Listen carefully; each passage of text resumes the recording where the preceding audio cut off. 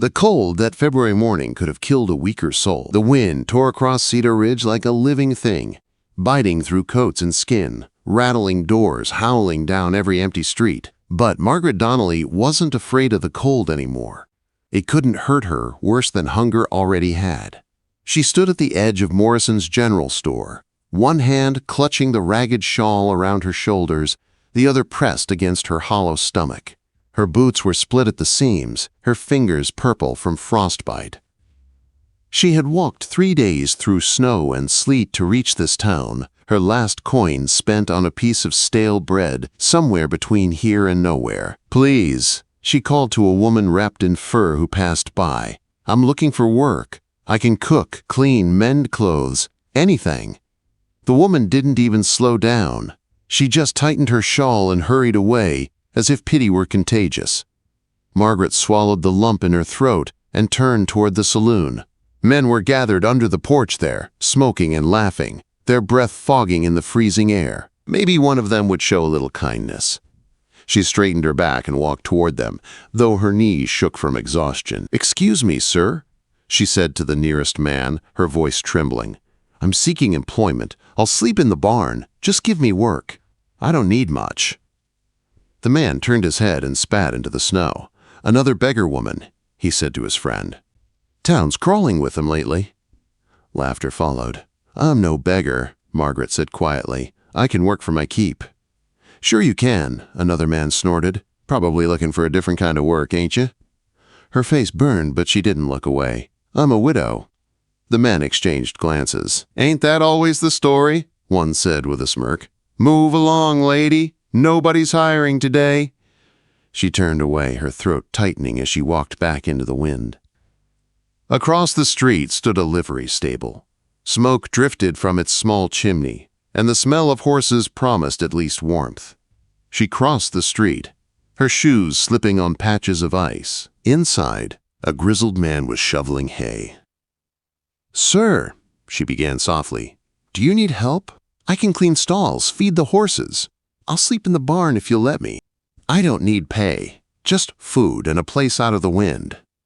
He didn't look up. "Got all the help I need," he said. "Wouldn't be proper anyway, woman sleeping here alone." "People already talk," she said, her voice breaking. "Please." "I have nowhere else." "Not my problem." He turned his back. Margaret stepped out into the storm again. The wind struck her like a wall, stealing her breath. Her fingers were numb, her toes dead to feeling. She stumbled toward the church. Surely there she'd find mercy. But Reverend Whitman stood in the doorway, arms folded. "We can't take in every stray that wanders through," he said. "I'll join your congregation," she pleaded. "I'll attend every service." "The church funds are for members," he interrupted coldly. "Perhaps you should go home." She had no home. Her father had made that clear when her husband left her. "No daughter of mine will bear such shame," he'd said, slamming the door in her face. Now she wandered back through town, half blind with snow, half mad from hunger. People stared, but no one stopped. Then she heard shouting near the general store. A crowd had gathered. Curious, she drew closer, shivering. "They got no business here," someone barked. "That Indian's been sniffing around town too often." Margaret pushed through the line of men until she saw what had them riled. He stood near the store entrance, towering above them all. Broad shoulders, dark skin, long black hair braided down his back. His clothes were a mix of frontier and Apache, buckskin leggings, heavy coat, worn boots. His expression was calm, unbothered, like a mountain looking down at ants. When his eyes swept the crowd, they silenced. When they reached Margaret, her heart jumped. His gaze was steady, dark as fresh earth after rain. "Someone ought to run him off," a man muttered. "You go ahead," another replied. "See how far you get." Margaret swayed, her vision blurring. Her body had reached its limit. She reached for the hitching post to steady herself, but her hands wouldn't obey. The world tilted. And then she was in his arms. The giant Apache caught her before she hit the ground. His hold was firm, yet gentle, his body warm against her frozen skin. The crowd gasped, whispering. "Put her down," someone shouted. "You can't just—" The man's eyes lifted. Whatever they saw there made them step back. Without a word, he adjusted his grip, lifting Margaret as easily as if she weighed nothing. He began walking through the stunned crowd. "Where's he taking her?" someone called.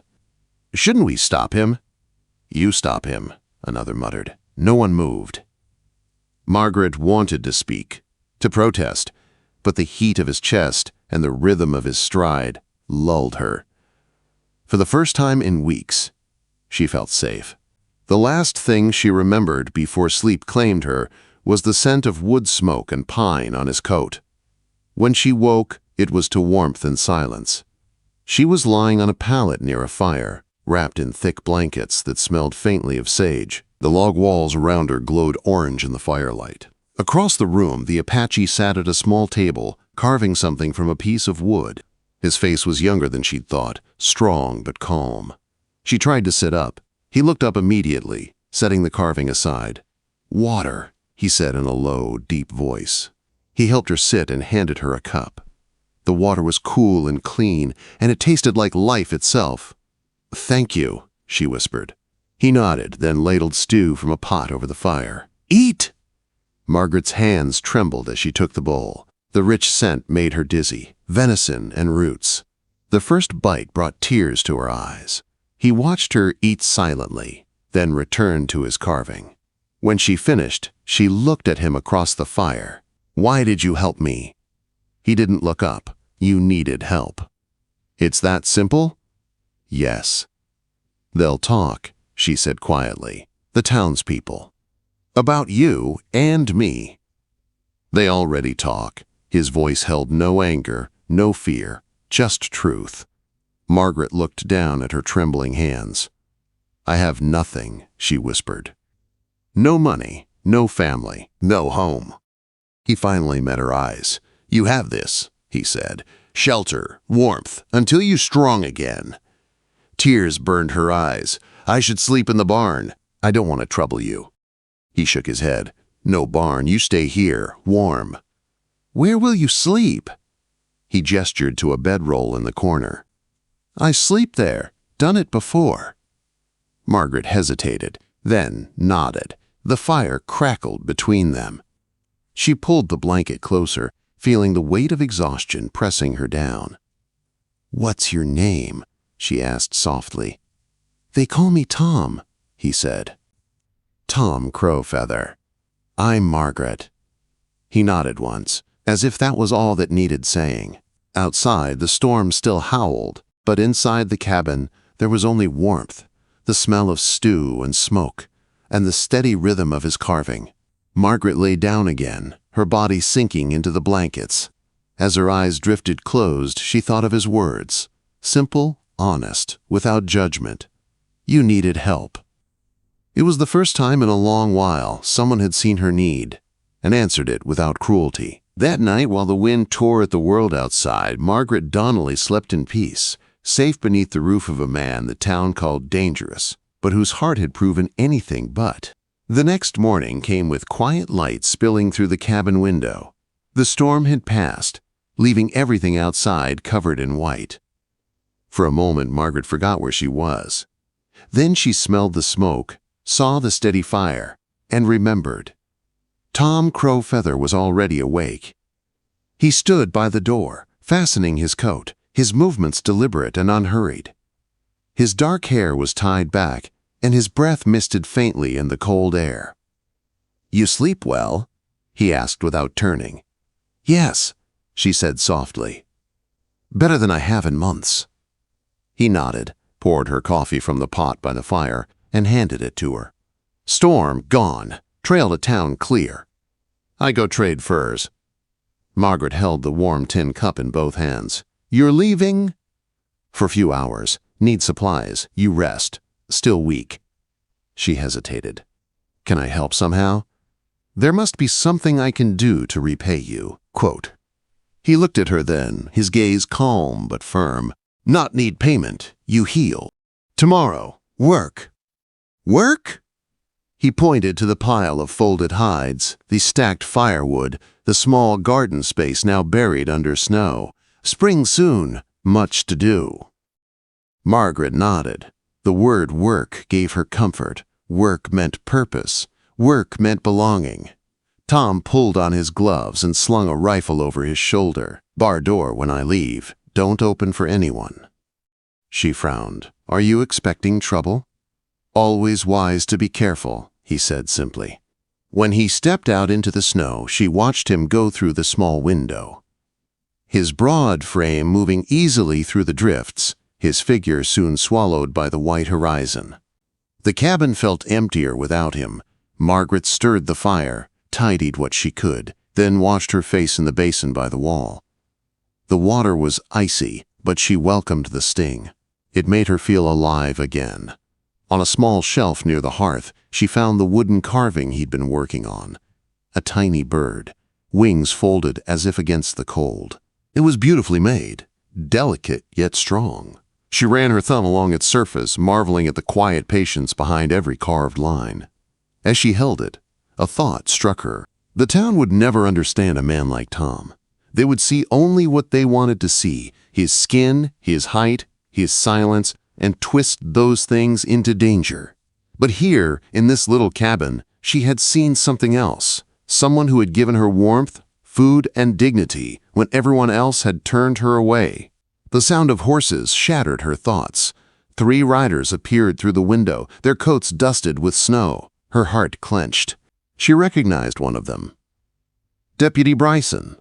They stopped in the yard, dismounting. "Hello, the house," Bryson called. "We know you're in there, ma'am. Just want to make sure you're safe." Margaret froze. Tom's warning echoed in her mind.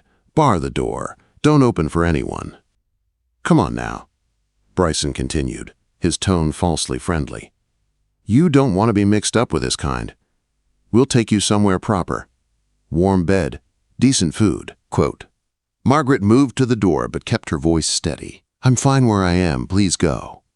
"Now, don't be foolish," another voice called. "You think that savage saved you out of kindness? They ain't like us. You're lucky we came before something happened." Her pulse quickened. "He hasn't hurt me," she said. "He saved my life." Bryson's voice sharpened. "That's what they do, ma'am. Pretend to be noble till you're too far gone to see sense. You come out now, and we'll forget this ever happened." Margaret looked toward the rifle Tom kept by the door.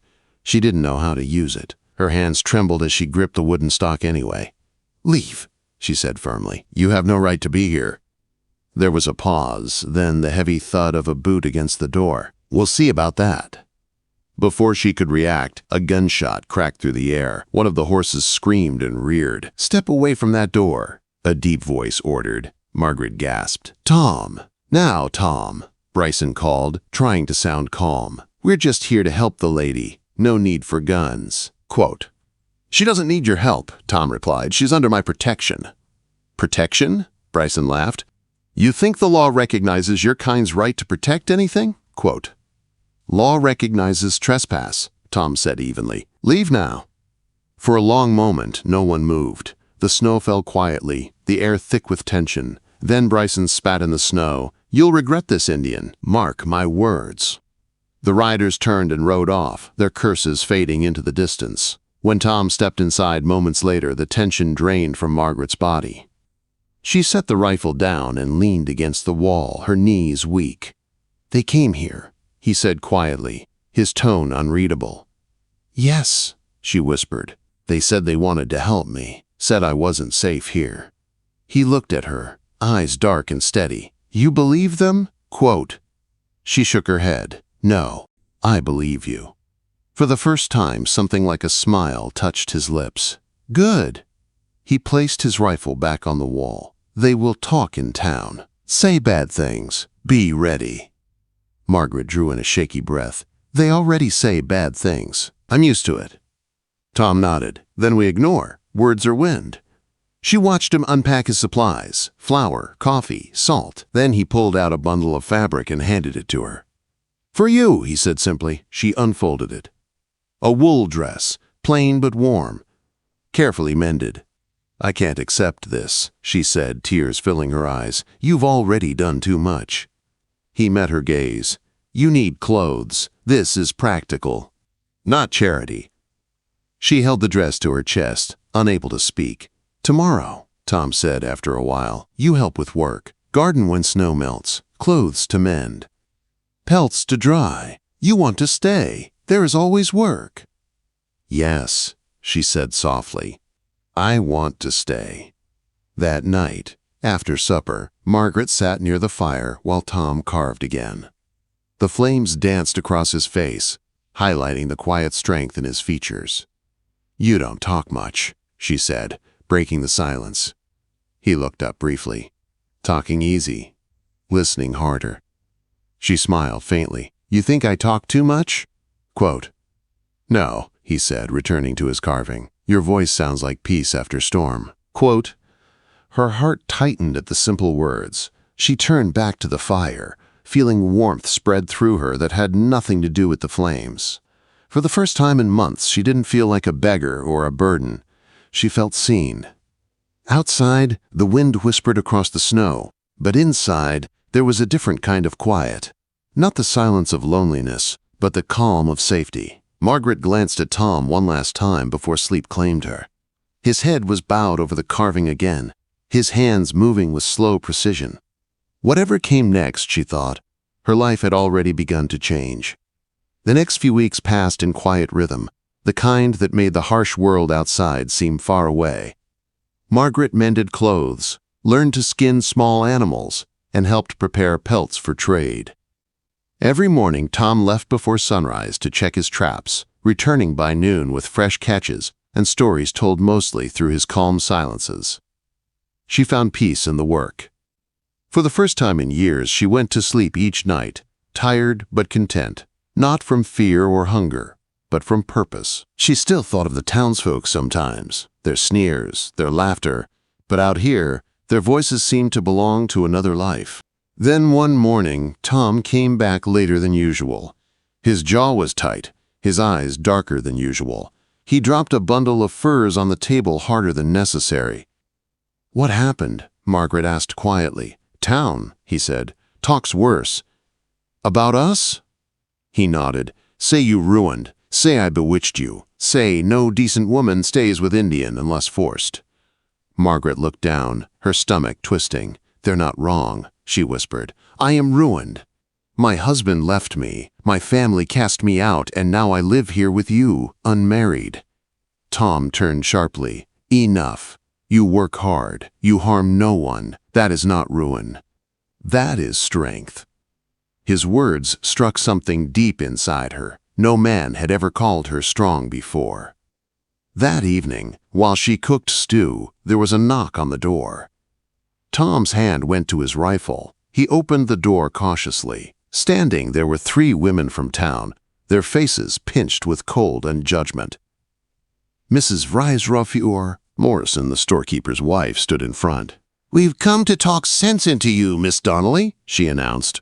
"Living in sin with a savage. Have you no shame?" Margaret's heart pounded, but she kept her chin up. "I'm working," she said evenly. "I'm not doing anything shameful." Mrs. Morrison gave a sharp laugh. "Work? Is that what you call it?" "Everyone in Cedar Ridge knows what kind of work a woman does for a man she's not married to." Another woman muttered, "If you're so innocent, why not marry him?" "Make it proper." Mrs. Morrison gasped. "Marry him? An Indian? That would be worse than sin. It'd be scandal." Margaret's hands clenched at her sides. "You all turned your backs when I was starving," she said quietly. "When I begged for work, you looked away. He helped me when no one else would. Maybe you should think about that before talking about sin." "Ungrateful girl," Mrs. Morrison hissed. "You'll regret this. We'll pray for your soul." Tom stepped forward then, his height filling the doorway. His voice was calm but cold. "You will leave now." "Mrs. One," Morrison's horse shied back as she looked up at him. "We're trying to save her." "She doesn't need saving," Tom said. "You do, from your hate." They left quickly after that, muttering curses as they rode away. Margaret sank into a chair when the door closed. "They'll make trouble." "Let them talk," Tom said. "Their words change nothing." But he was wrong. The trouble came sooner than either expected. A week later, just after dusk, angry shouts echoed through the trees. The cabin door rattled as fists pounded against it. "Open up!" Deputy Bryson's voice boomed. "We have a warrant." Tom grabbed his rifle, motioned Margaret toward the back room. "Stay! Locked door." She hesitated. "Tom!" "Do it," he said. She ran to the small room and barred the door, her heart hammering. Outside, she heard Bryson's voice again. "She's in there! You can't hide her forever. White women don't belong here." Then came the sound of wood splintering. The door broke under their boots. There were shouts, scuffling, a gunshot. Margaret pressed her hands over her mouth to keep from crying out. Then silence. "Where is she?" Bryson demanded. "Nothing." "Hit him again!" Another thud. "You can't protect her now, Indian," Bryson snarled. "She comes with us." Margaret's body shook. She couldn't let them kill him because of her. She reached for the bar on the door. But another voice cut through the chaos. "What in God's name is happening here?" It was Judge Morrison. Margaret froze, listening. "Deputy Bryson," the judge said, his tone sharp. "You've broken into a man's home without a warrant. Release him. Now." "But sir—" "Do it." There was more shuffling, angry mutters, and then hoofbeats fading into the night. When Margaret finally opened the door, Tom was sitting against the wall, blood on his temple, his wrists red from rope burns. The judge stood nearby, looking furious. "You two need to make this official," he said. "A marriage will silence the talk and give you protection under the law." Then he left, his boots crunching in the snow. Margaret knelt beside Tom, cleaning his wounds with trembling hands. "I'm so sorry," she whispered. "They hurt you because of me." Tom caught her wrist gently. "No, they hurt me because of their fear. You did nothing wrong." Tears filled her eyes. "They won't stop." "Then we won't hide," he said simply. "We'll stand." From that day, something changed between them. The silence that had once felt like distance now felt like understanding. When he looked at her, it wasn't pity in his eyes. It was respect, maybe even something more. Weeks later, when the judge returned to Cedar Ridge, he came not to scold, but to witness. The cabin was filled with a few unexpected guests. Helen Baker, the schoolteacher who'd found courage to stand by them, Marcus Webb, the blacksmith who now traded fairly with Tom, and old Mrs. Hartwell, who brought bread and stubborn wisdom. In that humble cabin, with snow glittering outside, Tom Crowfeather and Margaret Donnelly stood side by side before the judge. "Do you, Margaret Donnelly, take this man to be your lawfully wedded husband?"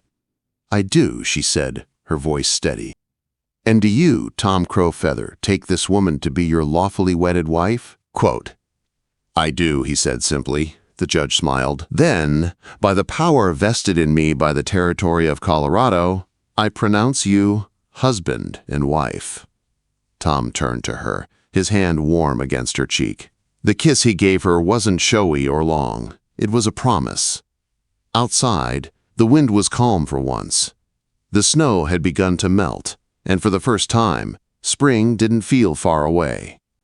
Margaret looked around the small cabin that had become her home. The barn that had once been her hope for a night's shelter was now shelter for others. Helen had helped bring a young widow and her baby there last week, and Tom had built extra space for them. The outcasts had found each other. Tom's deep voice broke her thoughts. "No regrets?" She smiled through her tears. "Only one," she said softly. "What?" "That I didn't find this peace sooner." He nodded. "Storms bring what sun cannot."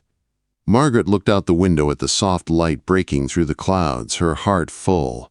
She had once begged for a barn to sleep in. Now she had a home, a family, and a man who saw her as something more than the world had ever let her be. The wind whispered through the trees, gentle this time, almost like a blessing. She reached for Tom's hand and held it tight. "Let them talk," she said. "We have work to do. We have a life to build." And together they stepped out into the morning, two souls forged by hardship, bound not by fear, but by love.